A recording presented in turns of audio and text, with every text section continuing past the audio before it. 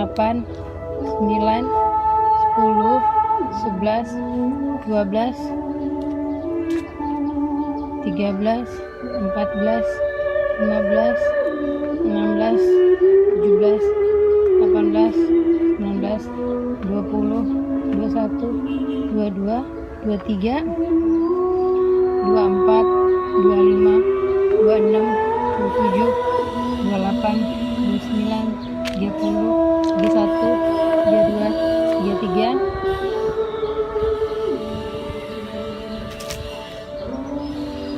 34, 35, 36, 37, 38, 39, 40, 41, 42, 43, 44, 45. Ternyata benar teman-teman, jumlahnya 45 tangga. Jadi itu percaya dan tidak percaya, Indonesia itu sudah diramalkan merdeka pada tahun 45. Nah, cerita lain lagi dari Pater Henry itu,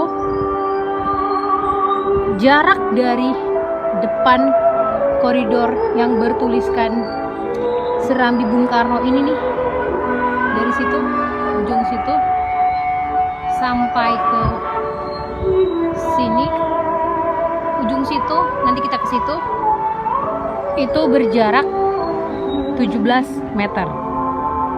Kita buktikan sama-sama ya teman-teman. Maaf ini agak ribut karena ternyata kita ambil video di jam 12, jam dimana ada doa Angelus. Nah kita nih berada di deket sini nih, di persis samping gereja katedral yang merupakan dimana letak dari Serambi ini. Kita lanjut lagi ya. Tutup dulu pintu di sana ya. Iya baik. Oke. Oke, kita lanjut lagi dari patung ini pembuatannya.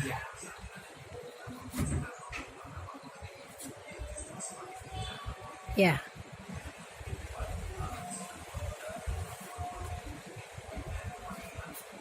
Sudah. Oke. Gimana tadi Pater? Ya, jadi mengenai pembuatan patung, menarik sekali. Waktu awal rencana untuk membuat Serambi ini, situs bersejarah ini, banyak nama pematung yang dianjurkan.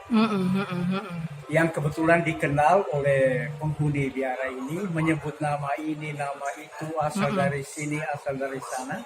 Iya. Tapi saya waktu itu mengatakan sambil sedikit guyon, saya katakan pasti Soekarno senang kalau pematungnya orang Ende sendiri. Tapi waktu itu sebenarnya. Dan ternyata ada orang Ende sendiri yang memang sudah berkembang bakat dan kemampuannya sebagai pematung itu sedemikian rupa sampai bisa membuat patung yang bisa diandalkan mutunya, dan disebutlah nama Pak Beni Laka. Pak Beni Laka, putra Watuleso. Segera kami hubungi beliau untuk membuat patung ini dengan pesan yang jelas supaya menampilkan wajah Soekarno muda. Dan Pak Beni Laka berhasil. Seperti ini Dan ya. tidak dikarang-karang wajah Soekarno muda itu, karena memang ada fotonya ketika beliau berada di ND. Dan tinggal di. Oh begitu. Jadi persis seperti ini ya Pak Inilah Gare? sekarang sebagaimana bisa dilihat ya, wajah Soekarno muda itu yang berhasil ditampilkan oleh pematung Beni Laka. Iya, detailnya begini ya kurang lebihnya ya. Ya kali lalu kita kesini sih belum sempat diceritakan ya sejarah dari patung ini sendiri kan.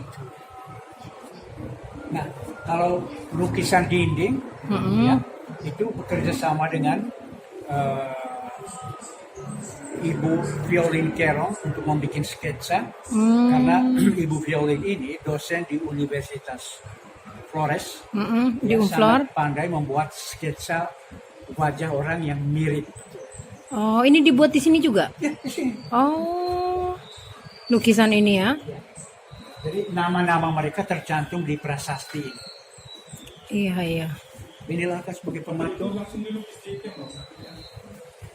Jadi di sini ada tertulis nama-nama pembuatan dari lukisan ini, dari patung ini, dan tokoh-tokoh yang ada di lukisan ini. Semuanya tertulis di prasasti ini. Begitu. Itu contoh yang misalnya. Pernah lihat lukisnya? Saya Beni Laka, cerita singkat dari awal bagaimana berdirinya patung Bapak Bangsa kita yaitu Bung Karno, Presiden pertama Republik Indonesia di Biara SPD ND, tepatnya di Serambi SPD. Saya dihubungi oleh Pater Frans Doi, tepatnya pada saat itu di Kelimutu, puncak Kelimutu. Beliau mengatakan, Beni, kami ada rencana pembuatan patung Bung Karno. Nanti kalau setelah pekerjaan di puncak Kelimutu selesai, nanti ketemu sama Pater Hendy Daros.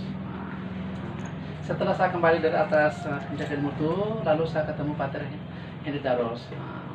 Pater mengatakan, Beni, kami ada rencana pembuatan patung presiden. Lalu saya bertanya, Pater, dasar sejarahnya apa sampai membuat patung di sini? Lalu Pater Hendy menceritakan, Beni, selama saya di Jepang, di Nagoya, Jepang, saya mendengar kabar bahwa di Inde ada pembangunan situs-situs bersejarah Bung Karno. Tetapi kok kenapa tidak tersentuh dengan tempat di sini? Lalu saya bertanya lagi, kira-kira kenapa Pater? Beni, supaya engkau tahu bahwa di tempat inilah Bung Karno selama pembuangan Inde itu 3 tahun 8 bulan lebih. Selama masa itu tentu ada berbagai elemen masyarakat Inde yang dia ketemu untuk berdiskusi, berdialog dan sebagainya. Tentu saja selain masyarakat Kabupaten Inde yang lain ada di Inde, bahkan dengan para biarawan-biarawan, karena mungkin beliau merasa bahwa para biarawan tempatnya tepat sekali untuk menjalin pembicaraan yang bernilai akademis, karena pada saat itu Bung Karno gelarnya insinyur ya, mungkin topik pembicaraannya menyangkut perjuangan nasional mungkin lebih tepat, nyambung. Dan juga di Biara SPD juga banyak tersedia perpustakaan yang ada di saat itu. Disinilah tempat Bung Karno selama 3 tahun 8 bulan lebih itu tuh beliau hampir setiap saat datang ke sini untuk membaca buku-buku, pinjam buku, dan juga berkomunikasi dengan orang-orang terdekat dari biara tersebut, yaitu dengan pastor-pastor dari Belanda. Mengapa saya bertanya demikian? Karena saya berpikir, kok buatnya di sini? Iya. Jadi itulah alasannya. Pas saat itu juga saya mengatakan kepada Pater Hendy bahwa saya belum bisa mengatakan ya, karena ini patung realisme berarti saya harus buat setepat mungkin seperti orang aslinya, Semirip mungkin. semirip mungkin. Mm-mm. Nah, seperti fotokopi. Iya. Tepatnya tahun 2018 bulan 5. Nah, tetapi saya mengatakan ya 6 bulan kemudian. Lama ya Cukup itu lama, ya. karena saya sedikit beban, Banyak pertimbangan. banyak pertimbangan karena saya mau kalau membuat patung rupa orang yang sangat dikenal oleh seluruh masyarakat Indonesia bahkan seluruh dunia. Mm-mm. Lalu suatu ketika ada yang mengklaim, oh itu kurang mirip, kurang tepat, kurang Iya. pas, itu yang menjadi. Toko dunia ini kan ya. Iya. Mm-mm. Nah, lain kalau kita masuk dalam pembuatan patung yang bersifat fantasi, fantasi ya. Mm-mm. Kalau fantasi berarti berdasarkan imajinasi bebas orang tersebut. Mm-mm. Di sana tidak ada batasnya. Nah, jadi pada bulan 1 2019 saya memulai proses pengerjaannya. Lalu saya kembali bertanya kepada Pak Hendrik, kira-kira ada hal lain sehingga saya bisa mengimplementasikan dalam bentuk badan sikap Bapak Bung Karno, apakah berdiri atau duduk. Lalu Pak Hendrik mengatakan sikapnya wajar saya, normal-normal saja, yaitu beliau lagi merenung atau membaca dan sebagainya. Saya menangkap itu. Mengapa tempatnya di situ? Seperti cerita awal tadi, Bung Karno dulu sering membaca di situ. Potensi yang mana lahirnya Pancasila. Karena di dalam perpustakaan itu ada beberapa tulisan-tulisan Paus, itu ensiklik Iya, Paus, yang Pausnya. iya, yang Di sana beliau ada- tertarik itu. Salah satu buku yang beliau tertarik. Saya dengar di sana ada tulisan-tulisan menyangkut nilai-nilai kemanusiaan, kemasyarakatan, ketuhanan, dan lain sebagainya. Dari situlah cikal bakal Bung Karno mendapat ide untuk